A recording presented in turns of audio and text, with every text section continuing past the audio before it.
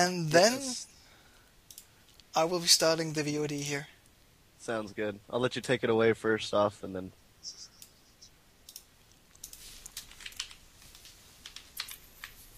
So, ladies and freaking gentlemen, boys and girls, here we are. It is game number 3 in this awesome series already. In this more awesome tournament with the even awesomest players in the world. We got Beasty against WhiteRa.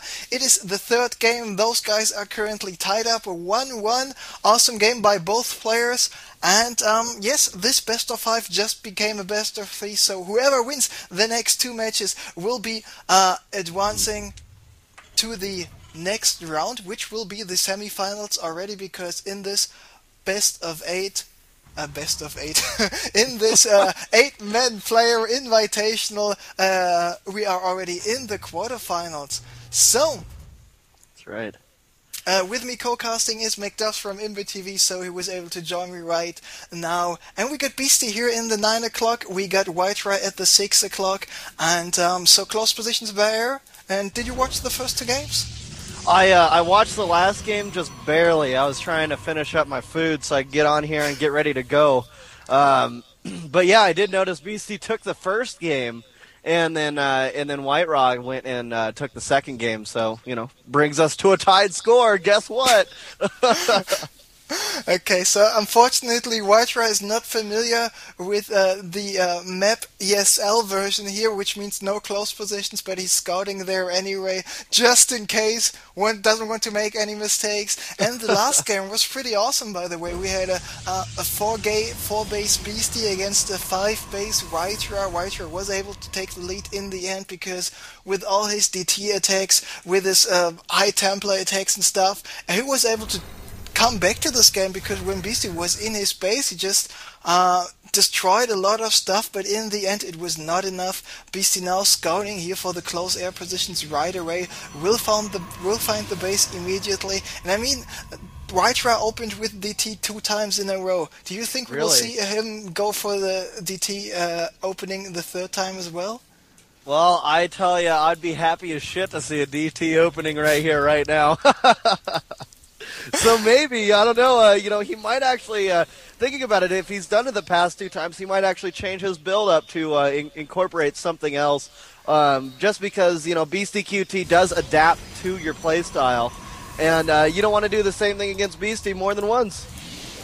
I mean, the interesting thing is, the first game when he did it, he was not successful. In the second game, he was successful, even though he went with a Nexus first and then transitioned into DT with a Warp Prism. And I mean, maybe he's saying, okay, I can do DTs once again, so now I figured out how it works against Beastie, and I have to do the same once again. Because I think the key to his victory was to open with the DTs to buy himself some time, because he got the high Templars out in time, was able to feed back Ravens, and with that Ravens you just can make use of even more DTs. You can high Templar Storm even more. So I'm a little bit confused, but looks like we will not see some DTs here.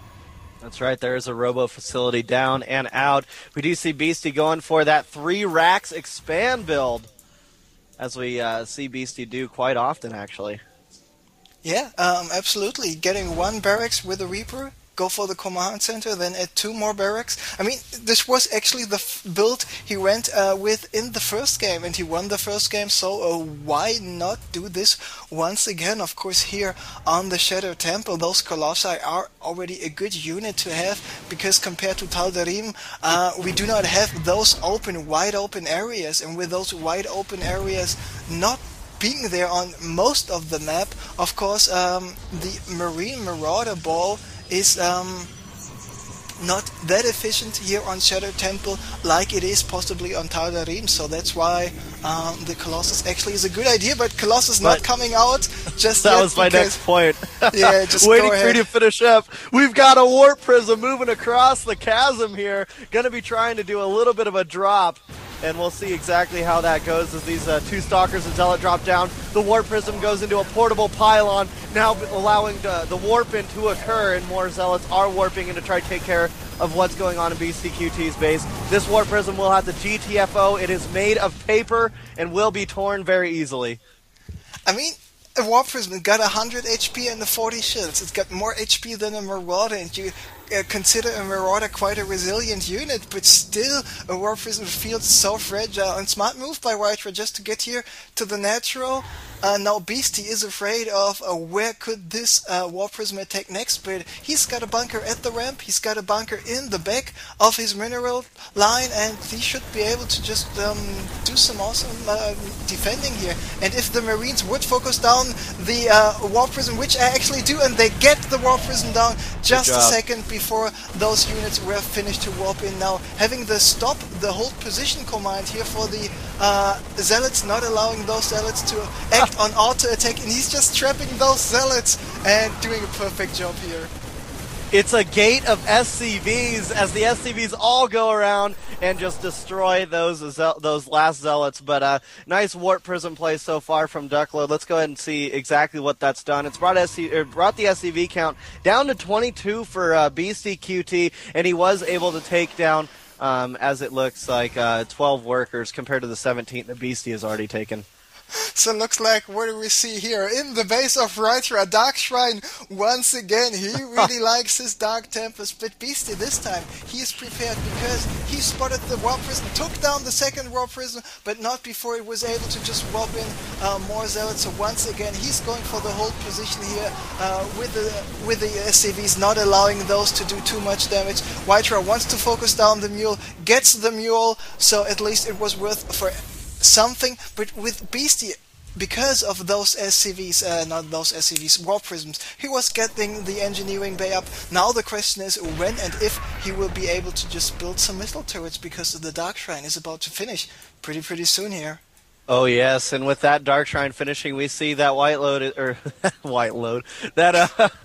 we see that WhiteRa's going for that expansion right now, and now starting to pump out even another Warp Prism. So third time's actually the charm, maybe? Who knows, who knows? Third Warp Prism is out right now. He warped in some DTs. Where are those DTs warped in? Here they are, so he will be able just to drop one DT in the back, go with one DT to the front, and even though the engineering bay is finished, we do not see any high Templars, any missile turrets in the base, warping in another DT. So he's got two DTs in the back of the main, one DT at the natural. Beasty just spotted those units, and when is he going to build some missile turrets? Now he's doing this right away, but the DT is already doing insane amounts of damage. He's got enough energy for 2 scans. Scan number 1 going down, taking out the first. What about the second and the third? They are here at the ramp, outside of the range of the scan. Scan once again. And there's no more energy for scan, man, and there's still a DT here. And guess what? More DTs are warping in right now under that Warp Prism, and it looks like Beastyqt is going to have to worry about the SCVs in his natural expansion, because there's no way an SCV can survive in his base right now with these 2 Dark Templars now working down on these expansion bays. So we'll see how effective they can be. And this is a very smart move by WhiteRa. He took down the tech lab, so he took down the only possible chance for Beasty to go for a Raven here. Beasty does not even have enough range, enough gas to go for a Raven, so he decides it's time for a counter-attack. He saves up some energy to make this counter-attack as productive as possible, because WhiteRa does not have many units in his main base. There are 3 Zealots without charge. Those Marauders do not have the Concussor Shell, but he's actually got quite a lot of Marines out there, and now he is in the base of WhiteRa, trying to get rid of those pylons right away. He wants to deny any more production. The DT is coming back, is coming in from the back. Scan is coming down, and with this last pylon, he will just completely deny any more warp gate activity here. Yeah, man, and with all these pylons going down as well, it is critically supply blocking WhiteRa, and WhiteRa is going to lose his Dark Shrine. He's going to lose all of his pylons in his main base. These Dark Templars, however, are now moving down, but there is a bunker in the middle of Beastyqt's main or natural expansion mineral line. So that bunker with the turret there will be able to see and thwart off all the DT attacks that go on here. I don't know, man. it's not looking good for WhiteRa right now. It certainly is not looking good for him, and smart move by Beasty to hide the second missile turret here next to the orbital command at the natural expansion, basically allowing him to survive, and with his last scan, taking out the last DT, Duckload WhiteRa have left no other choice than to GG out of this game. So Beasty once again taking the lead here in the series, and he's up 2-1 against WhiteRa and just needs to win one more game in order to advance to the next round of the Special End Race Tournament Series. Oh boy. Well, let's see. What do you guys think out there? You guys